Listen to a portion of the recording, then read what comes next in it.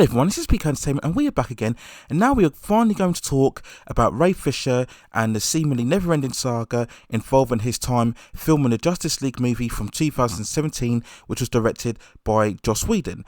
Now, if anybody doesn't know, Ray Fisher's role was as Cyborg, and he was one of the main superheroes whose character's body had been damaged in an accident and he had been revitalized in a cybernetic body. Now, there has been so much debate about this ongoing issue in terms of racism, behaviour on film sets, investigation protocols, calling out of certain individuals, perception of what's right and what's wrong in terms of who is interpreting events, how those events should be interpreted. So there are so many layers to cover within this issue.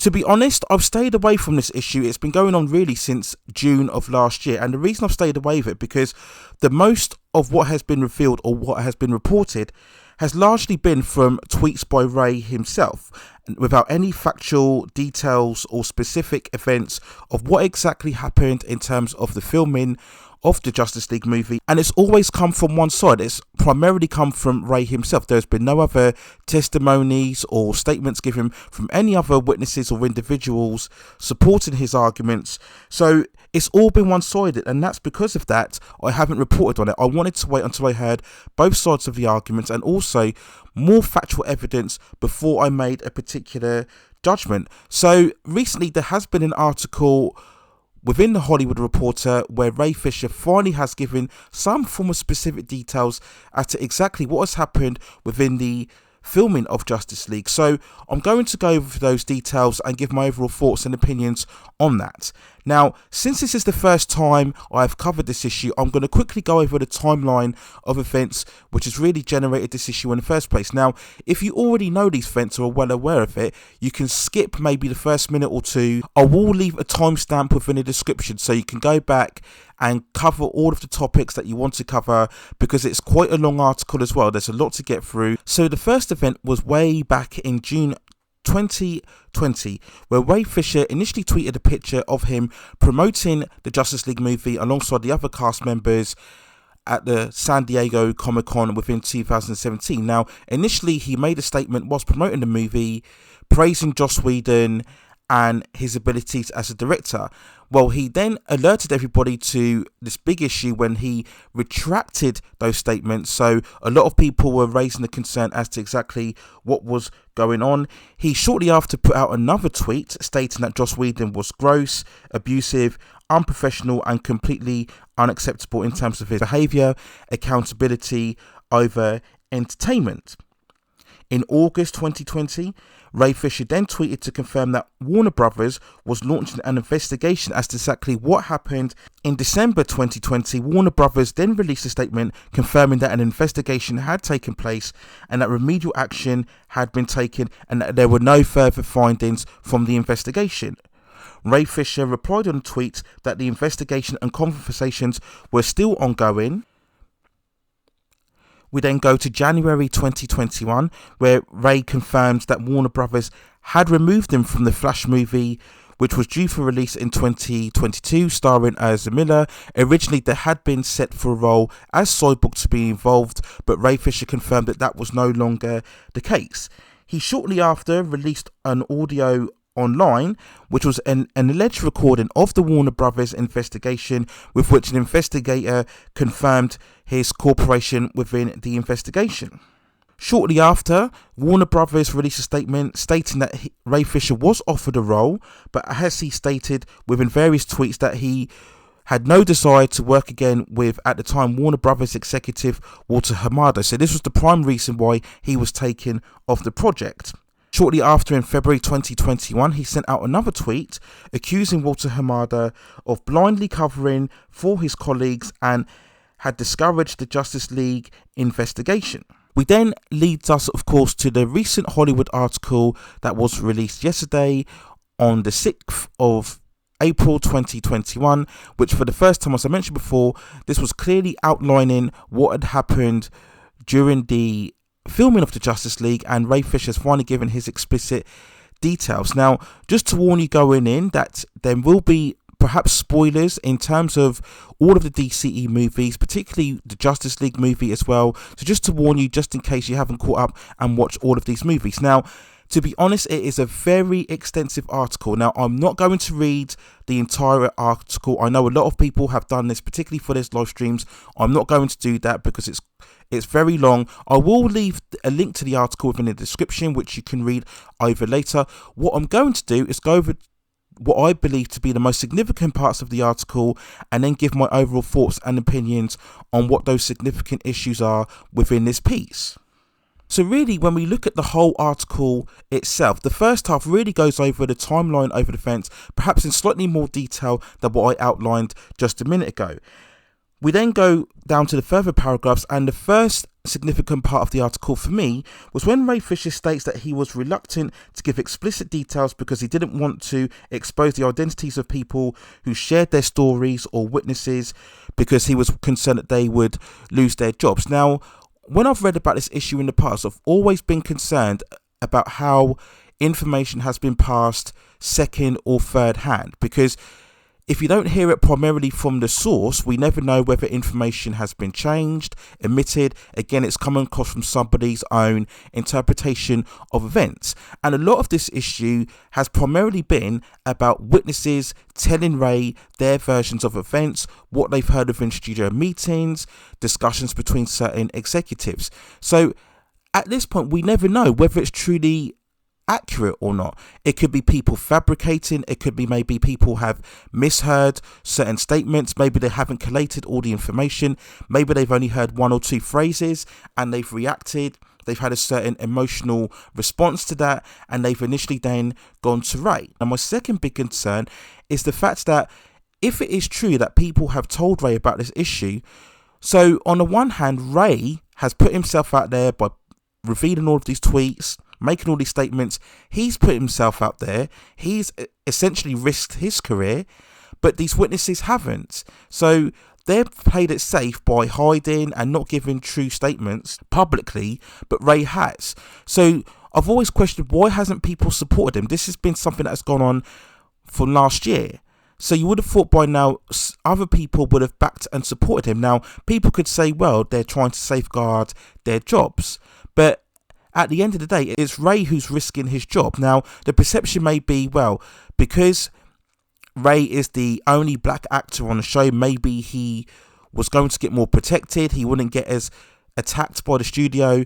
Ray Fisher has admitted in this article that it was motivated by the whole breakout of the Black Lives Matter, that he felt more confident in coming forward. Now, this is something we've seen with a lot of television shows and movies, that a lot of actors or actresses who previously have been quiet have suddenly felt the urge following the Black Lives Matter to come forward and speak about certain racial issues or mistreatment. Now, we can throw this both ways and say, on the other hand, yes, it's good that people are coming forward and speaking about these issues, but on the other hand, it took the issue of the George Floyd, obviously, and the Black Lives Movement before they spoke out. Now, in an ideal world, if there are any issues or any problems, people should speak out straight away. The longer you let an issue take place within a film set, the longer it affects you. When you do come out, people will first ask, well, why did it take you so long? And that could damage the credibility of your case. And of course, the longer that you withheld your information, the longer that other actors or actresses on other sets are also being subjected to a similar style of treatment. So actors should always come forward. It shouldn't take Black Lives Matter before you come forward and say your piece. Now, the second point I want to outline in this interview, there's a quote from Ray Fisher where once Joss Whedon had taken over the Justice League movie to start the reshoots, Ray Fisher states that he came to feel that he had to explain some of the most basic parts of what would be offensive to the black community. Now, this is quite a vague statement, because Joss Whedon has come in to essentially do a reset or a redo of Zack Snyder's own original interpretation of the movie. So when he talks about what would be offensive to the black community, we really need more details in that statement. What exactly would be offensive? The Cyborg character itself is not a racially driven character. And what I mean by that is his origins, his motivations are not precipitated by his ethnicity. As I mentioned before, the character had an accident. He was previously an American footballer. He has his body transformed into a cybernetic organism. And the real core of the character is how he comes to terms of being this more of a cybernetic character. and how he struggles to adapt to that, and how he can try to integrate himself back into society. So it's not really anything primarily to do with his race. So when we come to the concept of cyborg, what would be important about in terms of the perception within the black community? That's something I've always questioned about this whole issue, right? It's not really a racial issue when we talk about cyborg. So I think we need more details, or I certainly need more details in terms of their own particular statements. Now, we go on to the third main talking point within this article, where Ray states that once they found out that Joss Whedon were taking over the reshoots of the project, his representatives, when they were told that Whedon had planned to make major revisions, Ray Fisher then flew to New Jersey to meet with Whedon and to discuss any potential changes that the director was going to make. He said that Whedon was tiptoeing around the fact that everything was changing. This is in keeping really with what we knew already about Whedon revamping Snyder's vision, as I mentioned before. So maybe this is a fault on Whedon's part. Maybe he wasn't clear enough in telling the actors about what exactly was going on. Again, this is another issue where we need more explicit details. Now, if the actors felt that they weren't being 100% clearly instructed about the film, then yes, that could be a fault of Whedon. But he doesn't really go into much depth on that. So again, this is only something we can speculate on. So I can't really expand too much on whether this is, again, another fault on Whedon of not being completely transparent with his actors. We need more information in terms of this particular point of the article. Now, Ray Fisher tells later on that once he read the script, and he was talking particularly about Cyborg's backstory, which we know, of course, when we watch the Snyder Cut version, and you can check out the review of my channel as well. We know, watching now, that the Cyborg backstory was omitted from the film. And Ray quotes here, he's saying that the backstory itself represents parents who are two genius level black people. We don't see that every day. Now, again, we can look at this so many ways. We could say, is he talking about we don't see that every day in terms of entertainment, in terms of television or movies, how they don't show two black parents being supposedly very intelligent or genius level? Or is he giving much more of a social commentary? Is he talking about life in general, that culturally we don't normally see two black parents with a genius level intellect?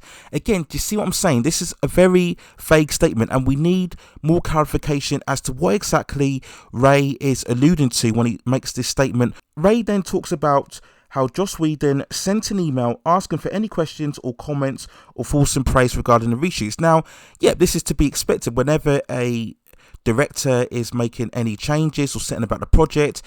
He sends out some form of communication because he wants to get certain feedback from employees if they have any queries or questions or issues. So that makes sense.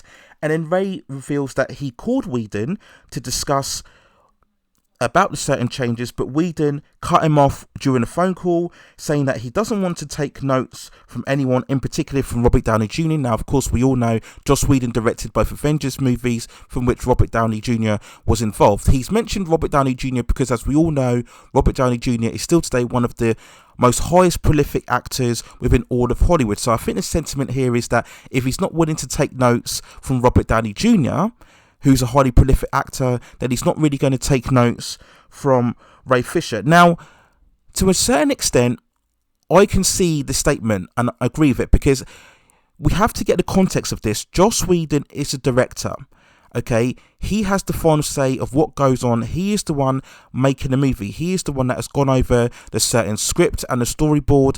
He has to make the final call in terms of producing the movie. Now, of course, actors can have various input and make suggestions, yes, but at the end of the day, the final call is of director. If we look at making a movie overall, if you have a director who has a set vision, but is constantly changing and amending things at the say-so of each actor, then the film won't get made, because every actor is always going to have their own interpretation of how things should be done. Now, really, those things should be discussed prior to making the movie, but we have to understand, when we are looking at the shooting or the reshoots of Justice League, we are looking at a scenario where, following the departure of Zack Snyder from the role, there is an extreme pressure set on Whedon and the other producers, because the Warner Brothers executives, they wanted to get this movie out by a certain time. There was a mandate to keep it under 2 hours, and also the mandate was to make it a far more positive and uplifting movie, as opposed to the very dour and deconstructive tone of Zack Snyder's movies. So there is a pressure, he's under the clock to get this movie produced, Joss Whedon. He hasn't really got time to constantly go over the actors and how they feel the role should be taken. That's why he sent the email. So really, you could say the email should have been sent by Ray Fisher outlining the concerns. Again, we don't know whether that was the case. This is another part of the story where we do need more details. The article itself alludes to the fact that there were also other suggestions from both Jason Momoa and Gal Gadot that were also dismissed. Again, we are only hearing Ray's versions of events. There has been no mention from either Jason Momoa or Gal Gadot that they had certain suggestions regarding this movie and that they were thrown out by Whedon. So once again, we have to really take a step back in understanding that whether this was true or not. The article later reveals that Ray Fisher, he went to Geoff Johns, the creative producer for this project, who stated that they cannot make Joss mad and that no creative pitches should happen when Joss was not preoccupied. Again, this makes complete sense. Joss Whedon is a director. If you've got any creative suggestions or initiatives, you have to run them by the director. Makes complete sense to me. I don't have any issues with that.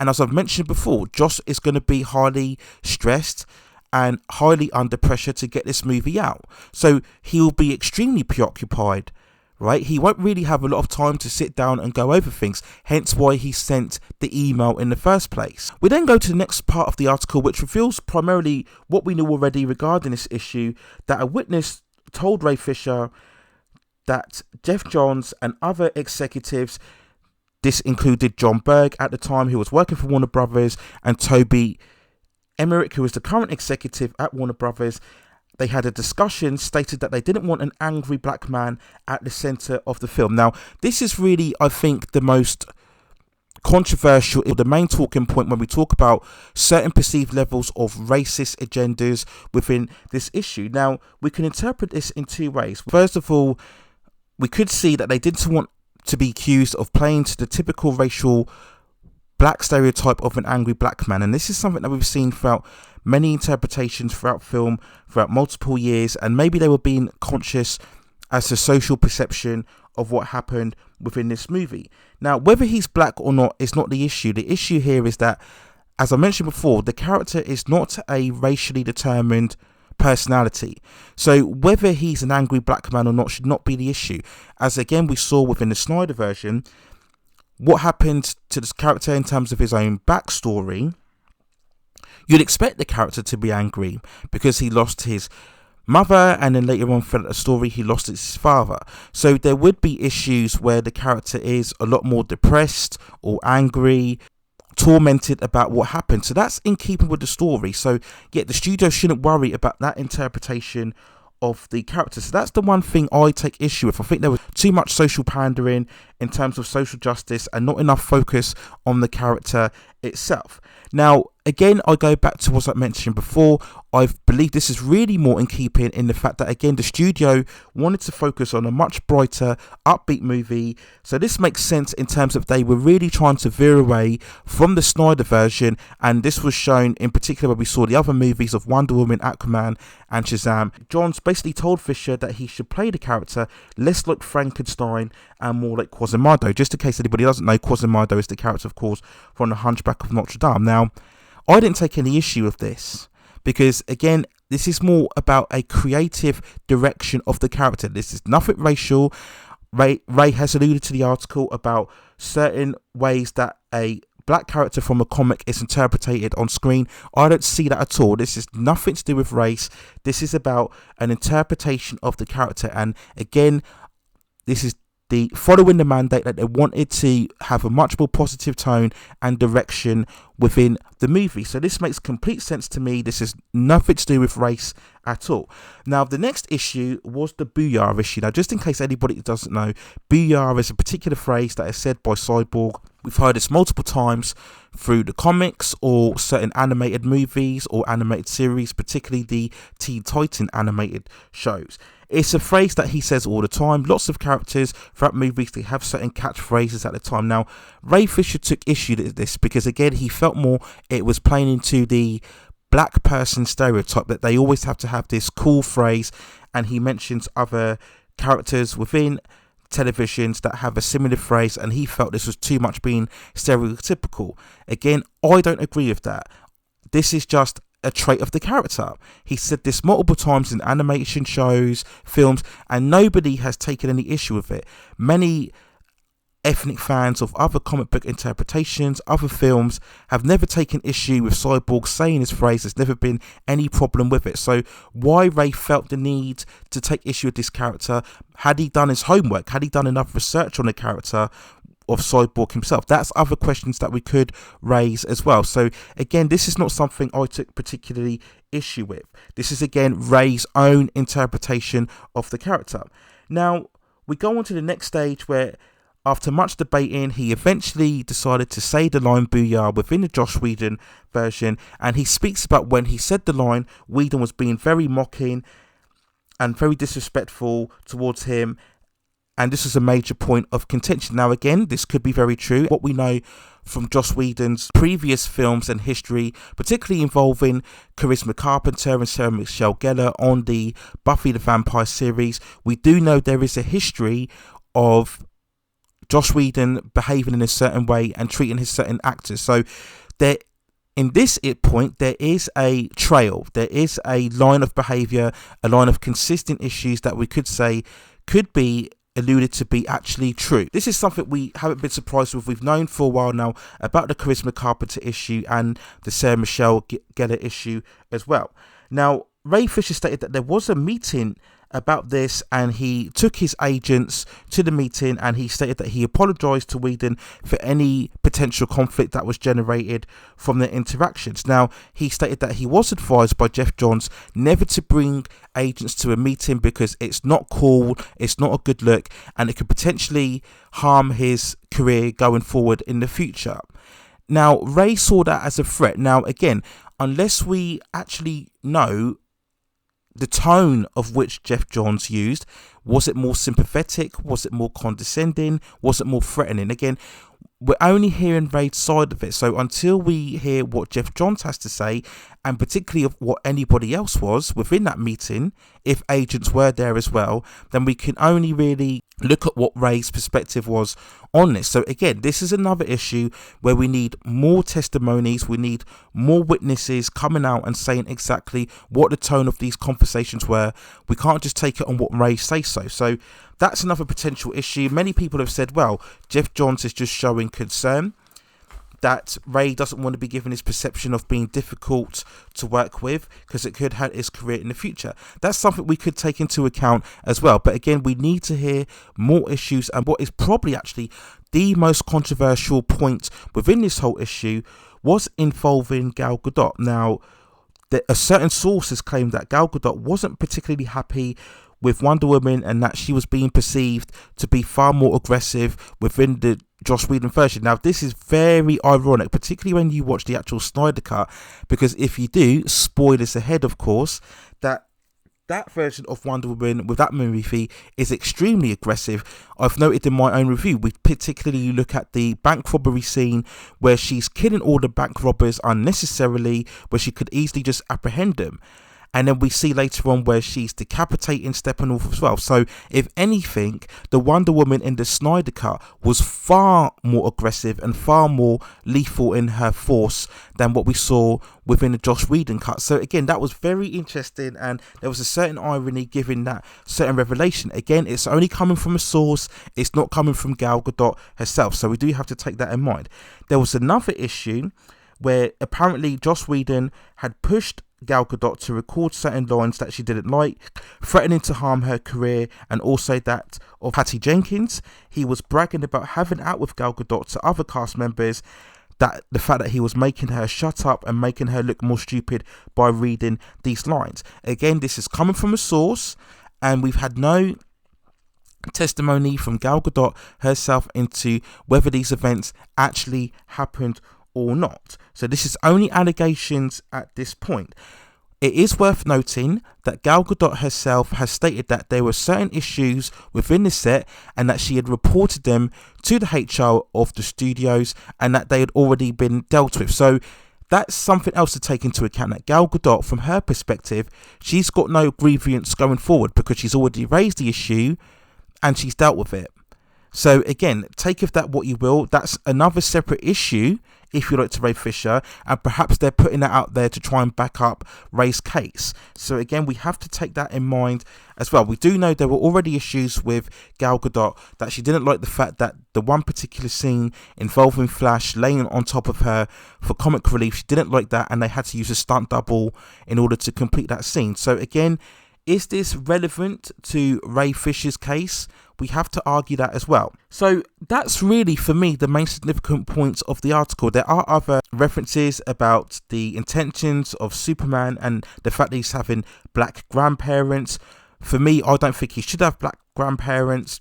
I know they're Kryptonians, but they should keep them white all the time, in my personal opinion. And there are other details about how the investigation was handled, who was involved, and in terms of the investigator. Again, I'm not going to allude to those too much, but overall, when I look at all the points within the articles, when I look at the statements that Ray has made, when I look at, I believe, what was the most significant parts of it, my own conclusions are that this issue was far more about creative issues about a certain character and how it should be portrayed. We have issues here of Ray Fisher and how he felt the character should be taken, and we have the issue of a studio putting enormous amounts of pressures on the director, on the producers, to reshoot this movie and get it done within a certain runtime, and that it should be a certain tone and certain direction in order for it to get released. Now again, we know this is the case because we know that Warner Brothers wanted to get this movie out by a certain time in order to